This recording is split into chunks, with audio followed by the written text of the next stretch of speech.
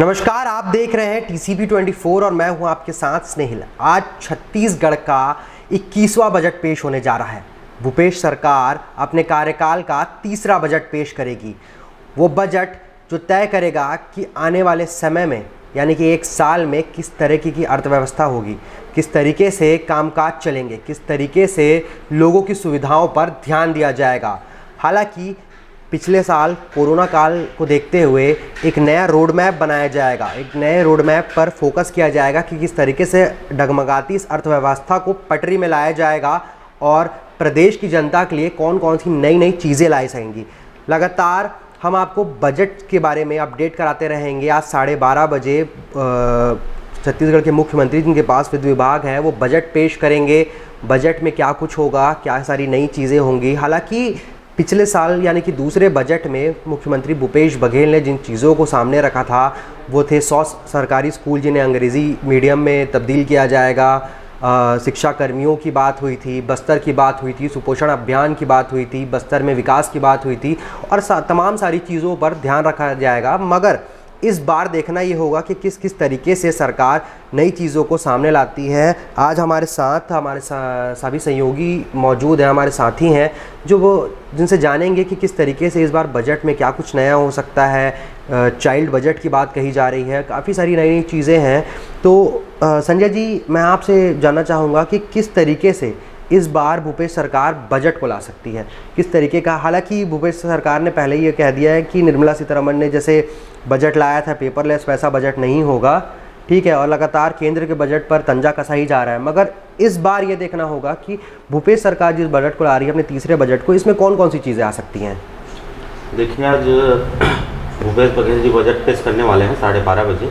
सबसे उनका ये मापदंड होगा कि कृषि क्षेत्र, स्वास्थ्य क्षेत्र और बेरोजगारी, ये 3 मुद्दा मेन है छत्तीसगढ़ का। इस पर मतलब लोग कयास लगाए जा रहे हैं कि इस पर मेन मापदंड भूपेश सरकार का यही होगा। पिछली बार स्वास्थ्य के क्षेत्र में 550 करोड़ रुपए का जो बजट था वो देखा गया था कि कोरोना काल में अच्छे तरीके से इस्तेमाल किया गया, सरकारी व्यवस्थाएं अच्छे से रखी गई। तो इस बार और कौन कौन सी चीज़ें हो सकती हैं जो आ सकती हैं। स्वास्थ्य में देखिए, कोरोना काल के दौरान बहुत सरकार प्रभावित हुए हैं और कोरोना काल के दौरान मतलब स्वास्थ्य विभाग में मतलब इस बार का बजट और ज़्यादा हो सकता है। सबसे एजेंडा ये होगा कि स्वास्थ्य विभाग को ज़्यादा फोकस किया जाए क्योंकि अभी कोरोना हटा नहीं है। दूसरी चीज़ ये सबसे ज़्यादा महत्वपूर्ण है कि किस तरीके से शिक्षा के क्षेत्र में प्रदेश आगे बढ़ेगा। शिक्षा में किस तरीके से जो रोड मैप है वो तैयार किया जाएगा, क्योंकि कोरोना काल का लंबा समय बीता है, स्कूल कॉलेज सारे चीज़ ठप पड़े हुए थे, पढ़ाई ऑनलाइन हुई है, पर मगर इसमें ये ध्यान देना ज़रूरी होगा कि शिक्षा के क्षेत्र में और कौन कौन सी नई चीज़ें आ सकती हैं। जैसे कि महेंद्र जी की तरफ चलते हैं। महेंद्र जी, आपसे मैं जानना चाहूँगा कि जैसे बस्तर का जो क्षेत्र है, ठीक है, सुपोषण अभियान चलाया गया, एनीमिया से मुक्ति और बाकी सारी चीज़ें जो भूपेश बघेल ने सपना देखा था कि बस्तर को एक तरीके से उजागर करने का, विकास करने का, उसमें इस बार बस्तर को किस तरह की सौगातें दे सकते हैं। बस्तर को खास करके सौगातें देने का जो सरकार का जो योजनाएं हो सकती है, खासकर सुपोषण को लेकर उनका रुझान बहुत ही बेहतर दिख रहा है अभी आने वाले बजट को लेकर के। वो चाहे वो रमन सिंह की सरकार की बात हो, चाहे पिछले इनके बजट की बात हो, उस दौरान के बजाय अभी सुपोषण अभियान के द्वारा महिला बाल विकास विभाग के द्वारा यह प्रयास करने का प्रयास किया जाएगा कि ये जो पिछड़ा अंचल है उसके विकास में किसी भी प्रकार की कोई कमी ना हो। और दूसरा यह है कि जो ग्रामीण अंचल है, जो छोटे शहर हैं या छोटे ग्रामीण इलाके हैं, उनको जोड़ने के लिए सड़कों का जाल बिछाने का इनका बड़ा प्रोजेक्ट आ सकता है, जिससे कि विकास में इनको गति मिले। अगर बस्तर की और बात करें या बस्तर से लगे जिलों की बात करें या उस क्षेत्र की बात करें, तो लघु वन उपज में जो पिछली बार बड़ी चीज़ें आई थी सामने, इस तरह की कई सारी चीज़ें हैं जो आदिवासी जगह है, जो आदिवासी लोग हैं, उन्हें बढ़ावा देने के लिए, उनके रोज़गार को बढ़ावा देने के लिए सरकार लगातार कोई ना कोई नया प्रयास कर रही है। तो क्या इस बार कुछ हो सकता है। बिल्कुल, वनाच्छादित जो गांव हैं, वनों पर आधारित जो ग्राम हैं, उनके द्वारा जो लघु वनोपज संग्रहित किए जाते हैं, पहले 21 लघु वनोपजों का संग्रहण को समर्थन मूल्य में लिया गया था। बाद में उसको बढ़ाकर 23 लघु वनोपजों को समर्थन मूल्य में लिया जा रहा था।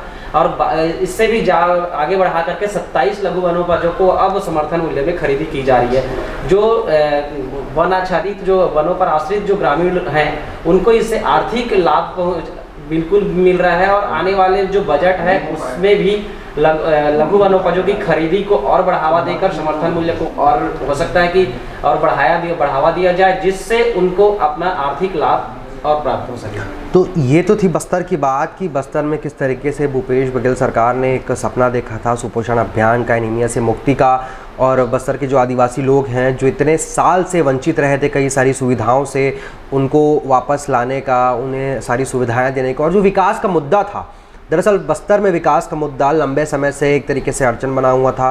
पिछली सरकार कहती थी कि बस्तर में हमने विकास किया है, मगर अब देखना ये होगा कि प्रदेश में जब भूपेश सरकार आई है तो पिछले 2 सालों में काफ़ी ज़्यादा बस्तर को फोकस किया गया है। बस्तर में कई सारी चीज़ों को देखा गया, शिक्षा के क्षेत्र में भी कई सारी कामकाज किए, या फिर औद्योगिक क्षेत्र देखें तो वहाँ भी कई सारे कामकाज किए जाए। मगर अब मुद्दा उठता है जो देश में 80 दिनों से ज़्यादा चल रहे किसान आंदोलन का। किसान आंदोलन एक तरीके से देश में बहुत लंबे समय से चल रहा है, 80 दिन बीत चुके हैं, मगर देखना ये होगा कि प्रदेश में किस तरीके से उसका असर दिख सकता है, और इस बार बजट में किसानों के लिए और कृषि क्षेत्र में क्या क्या चीज़ें हो सकती है। तो अमार, इस बार किसानों के लिए किस तरह की चीज़ें आ सकती हैं? देखिए, छत्तीसगढ़ सरकार, मतलब छत्तीसगढ़ में भूपेश बघेल की सरकार आई थी, तभी से देखा गया था कि किसानों के ही दम पर, मतलब किसानों को ही फोकस करके वो चल रही थी। तो उसको देखते हुए उन्होंने एक राजीव गांधी न्याय योजना भी किसानों के लिए लेकर आया था। वो योजना काफ़ी कारगर साबित हुआ। लगातार देखा जाए किसानों को जो समर्थन मूल्य 1800 से 1700 मिलता था वो आज 2500 रुपये मिल रहा है। तो ये कहीं ना कहीं एक कारगर साबित हुआ उनके लिए। और आने वाले समय में जो अभी आज बजट पेश होने वाला है, इसमें मुझे लगता है कि जो केंद्र सरकार की तरफ से जो कृषि फार्म बिल लाए गए हैं वो कानून बन चुका है। वो कानून के दायरे में रहकर भूपेश बघेल MSP को ये सब को साथ में देते हुए, और कुछ ऐसे छत्तीसगढ़ के और भी चावल हैं जिसको MSP में जोड़ा जाना है, ये सब देखते हुए और कुछ किसानों के हित में जो कार्य हैं उसको इस बजट में फोकस किया जाएगा। और मुझे उम्मीद है कि किसानों के लिए एक अच्छा प्लेटफॉर्म सरकार लेकर आएगी इस पर। हाँ, लगातार हालांकि ये बात है कि ग्रामीण महिलाओं के लिए बात करें या जो महिला सशक्तिकरण है उस क्षेत्र में बात करें तो लगातार जो छोटे छोटे समूह हैं, जो स्व सहायता समूह की गठन करना और लगातार उन्हें एक नया प्लेटफॉर्म देना, चाहे सब्जी भाजी का क्षेत्र हो, नरवा गरवा घुरवा बारी के माध्यम से अलग अलग तरीके की चीज़ें करना भूपेश सरकार कर ही रही है। मगर अब ऐसे में ये बात उठती है कि इस बार महिलाओं के लिए अगर बात करें तो किस तरीके की चीज़ें आ सकती है सामने? देखिए, महिलाओं के लिए देखा जाए तो सुपोषण अभियान हो, क्योंकि महिलाओं से ही बच्चे तो होते हैं, तो उसको फोकस करना ज़रूरी है। क्योंकि महिलाओं को अच्छी खाने पीने को मिलेंगे, सामग्री मिलेंगे, तो उससे कहीं ना कहीं आगे जो सरकार लक्ष्य लेके चल रही है सुपोषण अभियान, कुपोषण मुक्त करने को, तो एक काफ़ी कारगर साबित होगा। और इस पर देखा जाए तो लगातार जो 2 साल बजट पेश हुए हैं उसमें काफ़ी फोकस किया गया है महिलाओं को लेकर भी। तो इस बार भी देखना होगा कि इसमें इस बार सबसे अच्छी बात यह है कि सरकार के इस बजट में चाइल्ड बजट नाम की एक चीज़ आई है। चाइल्ड बजट शब्द का इस्तेमाल किया गया है, फोकस करके बच्चों के लिए कुछ नई चीज़ें ला जाएंगी। तो प्रियांशा से जानते हैं, प्रियांशा किस तरीके का हो सकता है चाइल्ड बजट, क्या क्या है इस चाइल्ड बजट में और क्या क्या चीज़ें आ सकती हैं? सरकार ने बच्चों के लिए पहले भी काफ़ी योजनाएं बनाई हैं जो भी लाभदायक काफ़ी साबित हुई है। मगर सरकार की जो ये नई योजना है बजट लाने की, चाइल्ड बजट, एक इंडिविजुअल, एक अलग तरीके से बच्चों के लिए बजट लाने की, वो बहुत ही अच्छी सोच है, जिससे बच्चों को तो लाभ मिलेगा। साथ में ऐसा है कि हर वर्ग के बच्चे, चाहे वो माध्यम से हो चाहे वो निचले स्तर के हो, हर बच्चों को अपना हर योजना का अधिकार मिलेगा, जिससे हर बच्चों को शिक्षा मिलेगी, साथ में पोषण भी मिलेगा। और उम्मीद है कि ये काफ़ी लाभदायक भी साबित होगी हमारे प्रदेश के लिए। एक और बात आ रही है कि इंटीग्रेटेड फंड की बात आ रही है कि इन सारी जो चीज़ें होंगी बच्चों से जुड़े चाइल्ड वाले जो बजट होगा, इसमें स्वास्थ्य, शिक्षा, बच्चों के लिए इंटीग्रेटेड एक बजट होगा। तो इस पर किस तरीके से आप देखती हैं? मैं देखती हूँ ये योजना सही में बहुत अच्छी है कि मतलब बच्चों के स्वास्थ्य का भी ध्यान रखा जाएगा और एजुकेशन, शिक्षा, हर चीज़ का ध्यान रखा जाएगा बच्चों का। सबसे बड़ी बात अब ये आती है कि बच्चों की बात तो हो गई, शिक्षा के क्षेत्र की बात हो गई, मगर औद्योगिक क्षेत्र की बात आती है। किस तरीके से औद्योगिक क्षेत्र में विकास की ओर जो छत्तीसगढ़ लगातार पिछले 20 सालों से बढ़ रहा है, अब और निरंतर विकास की ओर बढ़ रहा है। लंबा समय बीता जिसमें फैक्ट्रियां ठप पड़ी थी, उन्हें क्या छूट मिलेगी, उन्हें कौन कौन सी नई चीज़ें मिलेगी, उनके लिए क्या राहत की बातें हो सकती हैं और उनके लिए कौन कौन सी चीज़ें ऐसी आ सकती हैं जो औद्योगिक क्षेत्र में और बढ़ावा दे, रोज़गार को आगे बढ़ाएं। संजय जी, किस किस तरह की बातें अगर देखा जाए तो हो सकती है सरकार में?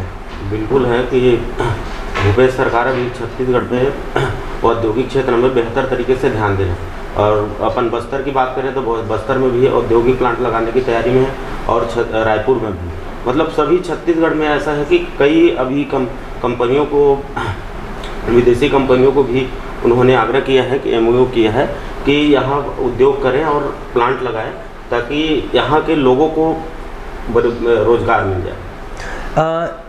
महेंद्र जी, एक और बात आती है कि जब सरकार आई थी तो गढ़बो नवा छत्तीसगढ़, ये जो टाइटल टैगलाइन था, इसके फ्लैगशिप के बैनर तले कौन कौन सी ऐसी कुछ नई योजनाएं हो सकती हैं, या गढ़बो नवा छत्तीसगढ़ के आधार पर, इस टैगलाइन के आधार पर जिस तरह से सरकार ने सपना देखा था कि छत्तीसगढ़ को एक अलग पहचान, एक अलग दिशा दिखाने का। हालांकि कोरोना काल में, मंदी के दौर में छत्तीसगढ़ बिल्कुल अलग रहा।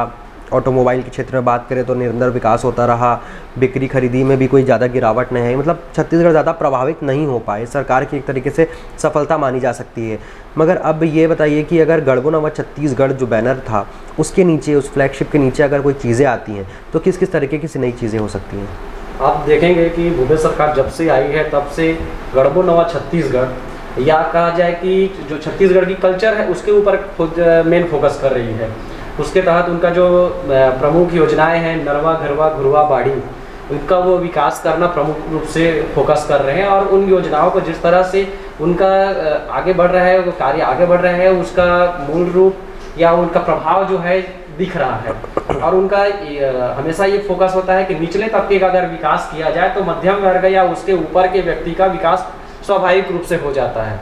जो हमारे निचले तबके के भाई बहन हैं, बंधु हैं, सामाजिक लोग हैं, प्रदेश में निवास करने वाले लोग हैं, अगर उनका विकास किया जाए तो सभी वर्गों का विकास हो जाता है। इसलिए ये उम्मीद अभी नए बजट में, आने वाले बजट में पूर्ण रूप से है कि नरवा घरवा घुरवा बाड़ी जो है या निचले तबके का विकास जो है उसको फोकस किया जाएगा। इससे आने वाले समय में सभी प्रकार का विकास हो जाएगा। जैसे कि आपने देखा कि हमारे साथी मौजूद थे जिन्होंने बताया कि इस बार 12:30 बजे जो बजट पेश किया जाएगा उसमें किस तरीके की चीज़ें हो सकती हैं, कौन कौन सी ऐसी बातें हैं जो सामने आ सकती हैं और कौन कौन सी ऐसी चीज़ें हैं जिन पर ज़्यादा फोकस किया जा सकता है, ताकि एक रोड मैप तैयार किया जा सके 2021 का, जिसमें प्रदेश को ज़्यादा लाभ मिले, लोगों को ज़्यादा लाभ मिले। जैसे कि महेंद्र जी ने बताया कि जो निचले तबके के लोग हैं उन पर सरकार ज़्यादा फोकस करती है, क्योंकि वहाँ से जो विकास होता है वो ऊपर की ओर बढ़ता है और लगातार एक सीढ़ी बाय सीढ़ी या स्टेप बाय स्टेप चढ़ते चढ़ते ये विकास ऊपर की ओर आता है। मतलब सब लोग इससे प्रभावित होते हैं, सबको लाभ मिलता है इसका। आपको बता दें कि 22 तारीख से जो था वो बजट का सत्र शुरू हो चुका था। अब धीरे धीरे सारी चीज़ें चल रही हैं। 1 तारीख को आज बजट पेश होना है। ये भूपेश सरकार का तीसरा बजट होगा कार्यकाल का और छत्तीसगढ़ का 21वां बजट होगा। अब ऐसे में कौन कौन सी चीज़ें आएंगी, जब बजट शुरू होगा इसमें कौन कौन से नए अपडेट्स होंगे और तमाम सारी चीज़ों को लेकर के लगातार आपके साथ आज पूरे दिन बने रहेंगे TCP 24 पर।